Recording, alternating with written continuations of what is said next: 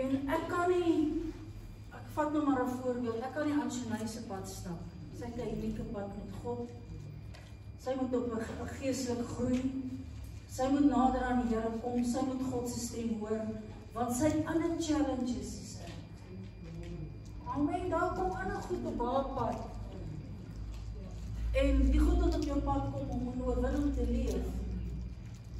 Ja, ons goed en wel, ons kan vir ons kinders bid en alles, maar ek bedoel, wat maak ons kinders op ons môre nie meer daar is? Jy hoor wat ek sê. Hulle moet goed kan hanteer wat op hulle pad kom en sterker kom in die Here. En dis waaroor ek vanoggend met jou praat. Die Here kom deur sy Heilige Gees, hy wil ons lei. Elkeen van elkeen hier op 'n unieke manier. As ek vat, ek wil praat vanoggend oor Josua, hoe God hom gelei het, sy unieke manier. Want ek bedoel, God het hom geroep vir 'n ander taak, vir 'n ander seisoen, om iets te doen vir die Here, om hierdie beloofde land in te neem, en hoe wonderbaarlik God met die Josua gewerk het. En ek gaan vir jou vat, as ek kyk na Josua se lewe, dit is amazing, wat uitstaan. Gaan jou geloof getoets word. Ja, ons leef in 'n gebroke stuk in 'n wêreld. Jy gaan, 'n regverdige gaan deur geloof lewe. Hoe is ons geloof in aksie?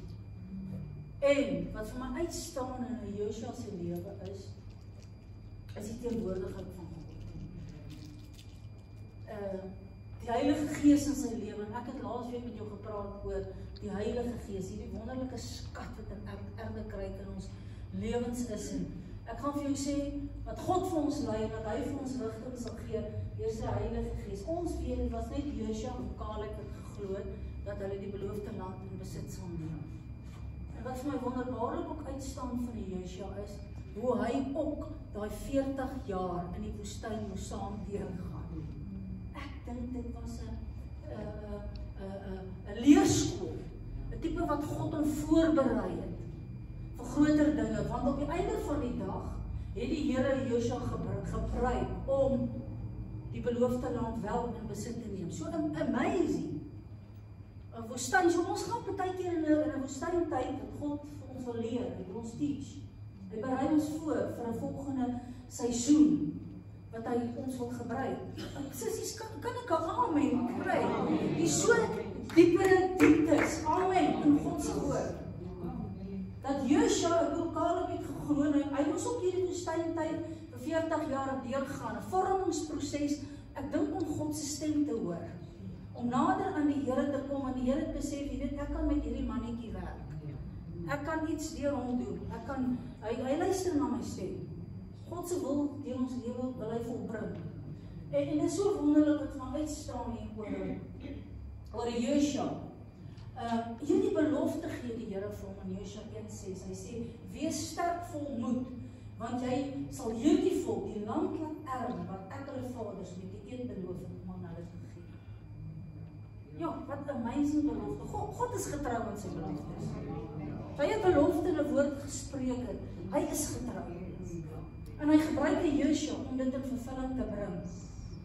En kyk wat sê die woord verder. Ek sê jy sê hy het dit deur gegaan. Hy kan nie sonder sy teenwoordigheid van die Here nie. In vers 7 lees ons van die Josua: vandag sal ek jou begin om jou groot te maak voor die oë van die hele Israel, sodat hulle kan weet dat ek met jou sal wees, soos ek met Moses gewees het. Die teenwoordigheid van God. Ek wil vir jou sê, het God ook in Josua begin verhoog. Hy is deur 'n woestyntyd, en het God hom ook begin verhoog. So daar is seisoene wat ons in ons lewens deurgaan. Jy gaan nie altyd 'n woestyntyd deurgaan nie. Dan gaan 'n tyd kom wat dit 'n draai en 'n swaai in jou seisoen gaan kom, soos wat daar 'n draai en 'n swaai gekom het in 'n Josua se tyd. En God het hom verhoog. Sissies? Ja, ek preek diep goed vanmôre.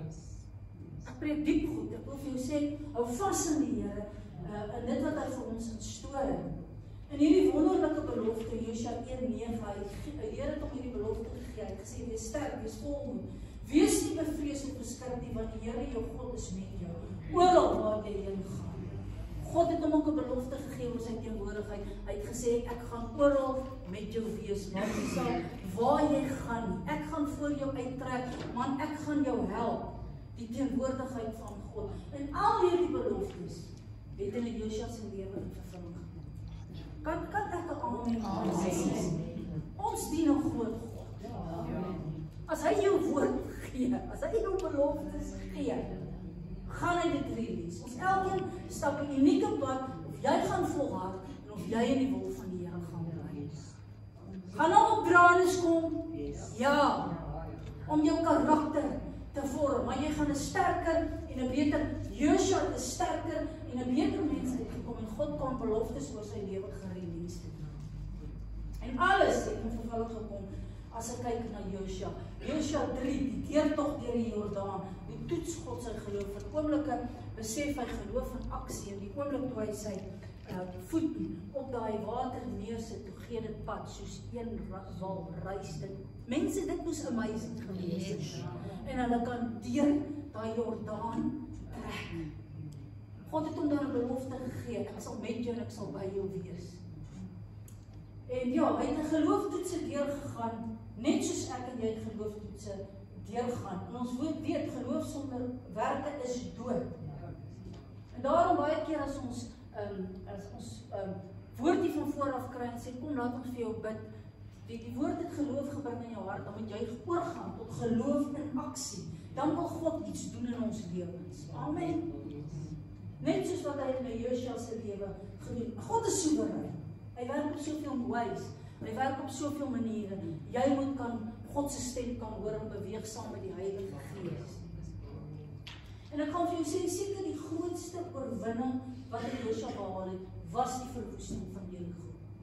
Want dit was die grootste obstakel op van die volk Israel. Hulle sien hierdie ommuurde stede, hulle sien hierdie mense en hulle begin twyfel en hulle sê dis onmoontlik om hierdie plek in te neem. En ons dien 'n groot God en die Here openbaar oomblik sy almag. En hy sê grootheid, sissies. En die mure van Jerigo tuimel in. God kan hom magtig aan jou openbaar, sissies. Die mure kan intuim in die naam van Jesus. Gelooftoetse, ons almal gaan deur daai goeders.